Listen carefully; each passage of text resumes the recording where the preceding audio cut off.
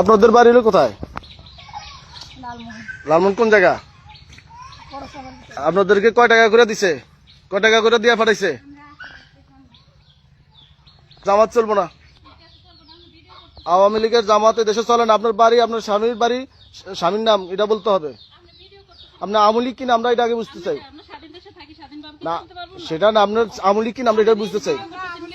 জামাত জামাত করেন, এটা কোনো সমস্যা নাই, ঠিক আছে, আল্লাহ রাসূলের পথে চলেন, কিন্তু মন্দিরে যায় পূজা করা এটা ওনারা আওয়ামী লীগ করে, শাওনের মহিলা লীগ করে এখন জামাতের প্রচার চালাচ্ছেন। আপনারা দেখেন, ওনারা যে মানুষে দেখে, পুরুষে দেখে, ওনারা জামাত নামে ইসলামের নাম দিয়ে এই ধরনের কর্মকাণ্ডগুলো করেছে। আপনারা এতে কি জামাত হিসাবে নেবেন না ইসলাম ধর্মীয় বা ইসলাম দলের কোনো কিছু হিসাবে আমরা নিতে পারি না? দেখেন, আর দেশের জন্য যে যুদ্ধ করছে, যে যুদ্ধের প্রথম পাকিস্তানের সাথে ওরা হাতাত করে আমাদের দেশকে অরাজকতা সৃষ্টি করেছে।